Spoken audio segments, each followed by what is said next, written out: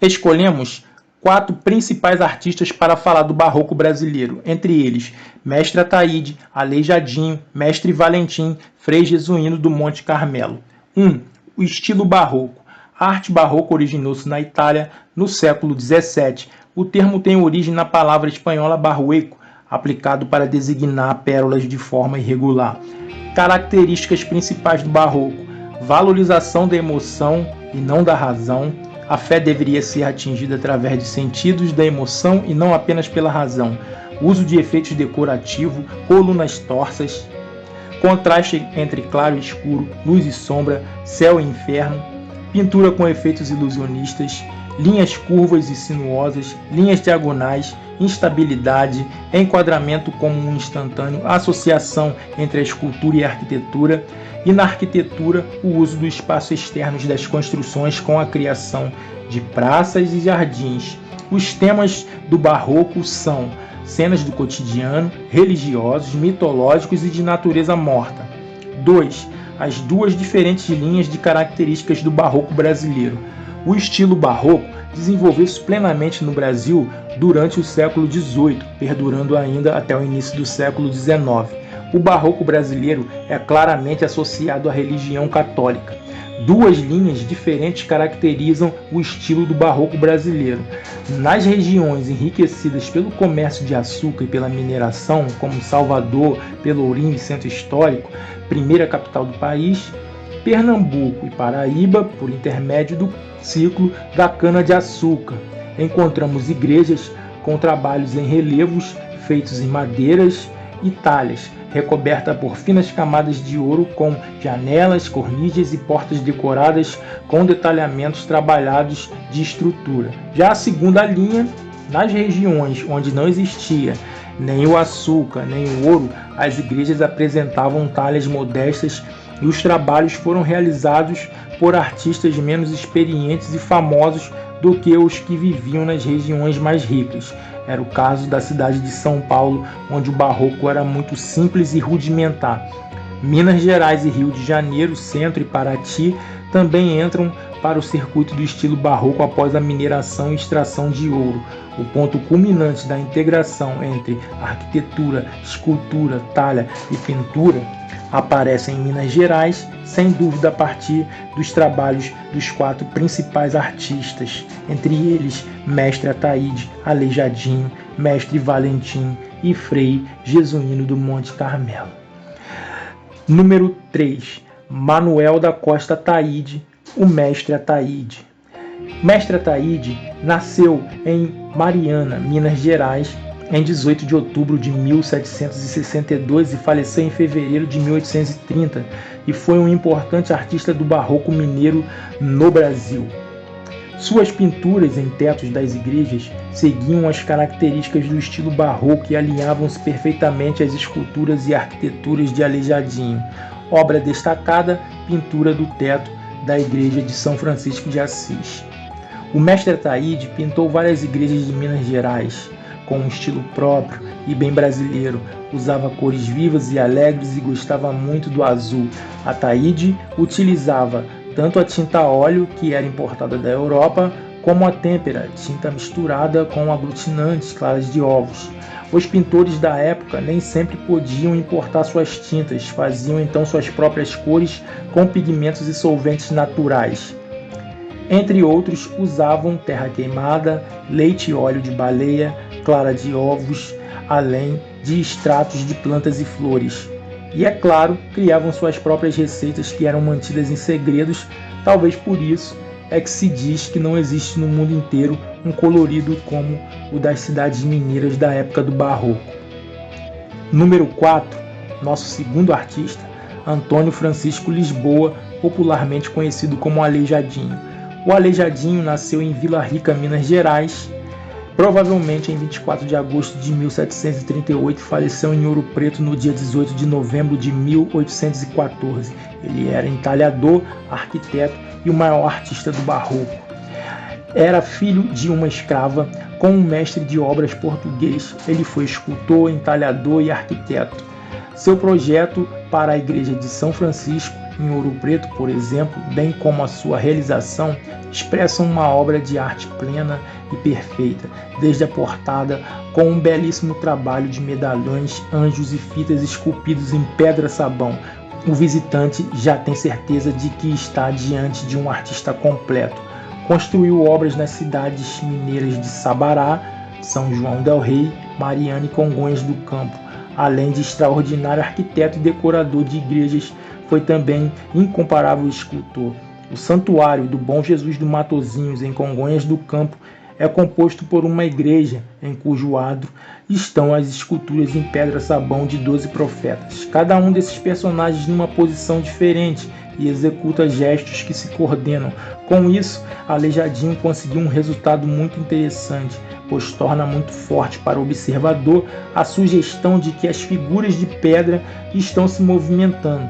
Por volta dos 40 anos de idade, infelizmente ele contrai uma doença degenerativa nas articulações que aos poucos o torna limitado fisicamente, ganhando assim o apelido de Aleijadinho. Além de utilizar pedra-sabão para esculpir, usava também madeira para confeccionar suas esculturas. O Aleijadinho amarrava junto aos seus pulsos as suas ferramentas de trabalho para poder trabalhar, e mesmo com sua limitação física, ele ainda tinha este escravo particular que o carregava e auxiliava em suas tarefas artísticas. Características da escultura de Aleijadinho. Uma das principais características são olhos espaçados, nariz reto e alongado, lábios entreabertos, queixo pontiagudo, pescoço alongados em forma de V. Nosso terceiro artista, número 5, Mestre Valentim. Valentim da Fonseca e Silva, o Mestre Valentim, nasceu em 1745 em Minas Gerais, do distrito diamantino de Vila do Príncipe, atual município do Cerro, e faleceu no Rio de Janeiro em 1813. Ele foi um grande artista e urbanista do barroco brasileiro. Valentim foi levado ainda criança pelo pai para Portugal, onde iniciou seus estudos de escultura em 1765. Após a morte do pai, ele volta para o Brasil em companhia da mãe, radicando-se no Rio de Janeiro em 1772. Valentim executa um de seus primeiros trabalhos na cidade, a talha da Igreja da Ordem Terceira do Carmo, Avenida 1º de Março, e da Capela do Noviciado. Realizou toda a sua obra no Rio de Janeiro, na segunda metade do século XVIII. Assim como o mineiro Aleijadinho, era bastardo, filha de mãe escrava, mestiço e morreu na miséria. Valentim viveu os últimos anos do Rio de Janeiro enquanto sede do vice-reinado. O artista teve papel fundamental no desenvolvimento da cidade naquele período, construindo chafarizes e fontes que abasteciam de água a população carioca e as embarcações que ancoravam no cais do rio. Sua obra divide-se em escultura torêutica, ou seja, a arte de esculpir em metal, madeira ou marfim, arquitetura, paisagismo, urbanismo, prataria, ourivesaria, bronzagem e desenho. Valentim deixou uma expressiva produção em igrejas e capelas do Rio de Janeiro, assim como em praças e espaços públicos. O artista também realizou a primeira escultura em metal feita em bronze do Brasil, como as estátuas de Eco e Narciso. A obra de Valentim ganha impulso após a nomeação de Dom Luís de Vasconcelos como vice-rei do Brasil em 1778. Neste período, o artista executou grande parte de seus trabalhos, como os chafarizes da Pirâmide, que fica na Praça 15, das Saracurunas, atualmente Praça General Osório, em Ipanema, das Marrecas, demolido, e do Lagarto, atribuído. Além de trabalho nas igrejas de São Francisco de Paula, Santa Cruz dos Militares, Nossa Senhora de Conceição e Boa Morte, Mosteiro de São Bento e São Pedro dos Clérigos. Mestre Valentim foi designado a projetar obras de caráter urbanístico como chafarizes e o Passeio Público do Rio de Janeiro, primeiro jardim público da cidade, inaugurado em 1783. Realizou o chafariz do Carmo, conhecido como chafariz de Mestre Valentim ou chafariz da Pirâmide, por sua forma ser de uma torre com uma pirâmide em cima. Localiza-se no antigo Largo do Carmo, atual Praça 15, realizado em 1779.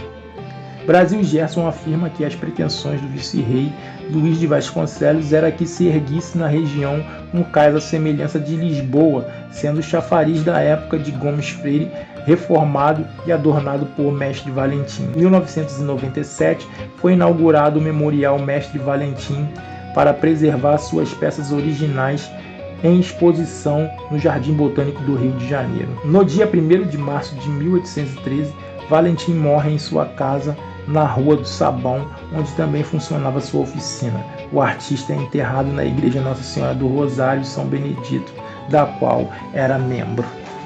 Em 1856 é lançada a primeira biografia do mestre, realizada por Manuel de Araújo, Porto Alegre, para a revista do IHGB. Em 1938 são tombadas pelo SPAN, Serviço do Patrimônio Histórico e Artístico Nacional. Várias obras do artista, incluindo o Passeio Público, também foram tombadas.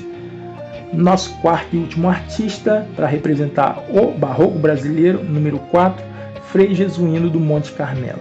Jesuíno Francisco de Paula Guzmão, o Frei Jesuíno do Monte Carmelo, nasceu em Santos, São Paulo, em 1764 e faleceu em Itu, São Paulo, em 1819. Ele era pintor, arquiteto, escultor, dourador, entalhador, mestre em touréutica, músico e poeta. Mulato, filho de Antônio Gueraldo Jacomé e Domingas Inácia de Guzmão. Em 1781 transfere-se para Itu e vive entre religiosos locais. Na construção da Igreja Matriz Nossa Senhora da Candelária, trabalha como ajudante de pintor José Patrício da Silva, de quem se torna auxiliar e discípulo. Na cidade de São Paulo, em 1796, pinta o forro da nave da Igreja da Ordem Terceira de Nossa Senhora do Carmo e os painéis do antigo convento de Santa Teresa, que atualmente compõem o acervo do Museu de Arte Sacra. Ao enviuvar, após breve vida matrimonial, que ele gerou 5 filhos, ingressa na vida religiosa, é ordenado padre carmelita em 1797 e adota o nome de Frei Jesuíno do Monte Carmelo. Reza sua primeira missa no ano seguinte. Em Itu, realiza os forros da Capela Mor e da nave da igreja do convento de Nossa Senhora do Carmo por volta de 1784 e os painéis laterais da Capela Mor da Igreja Matriz de Nossa Senhora da Candelária, datados do fim do século XVIII. Entre 1815 e 1819, dirige a construção da igreja e convento de Nossa Senhora do Patrocínio, desempenhando simultaneamente as tarefas de arquiteto, mestre de obras, pintor e escultor. Realiza ainda 8 quadros para a igreja e compõe músicas sacras para a sua inauguração. Em 1945, é publicado pelo Serviço do Patrimônio Histórico e Artístico Nacional, SPAN, livro do Padre Jesuíno do Monte Carmelo, de Mário de Andrade. Número 7. Bibliografia. Andrade Mário de, Padre Jesuíno do Monte Carmelo, Diretoria do Patrimônio Artístico Nacional do Rio de Janeiro, 1945. Carvalho Ana Maria Fausto Monteiro, Mestre Valentim, São Paulo, Cosac Knife, 1999. Cavalcante Nireu, o Rio de Janeiro, setecentista. A vida e a construção da cidade da invasão francesa até a chegada da corte. Rio de Janeiro, Jorge Zar, 2004. Proença Graça, História da Arte, São Paulo, Editora Ática, 1994. Disponível em http://www.itaucultural.org.br.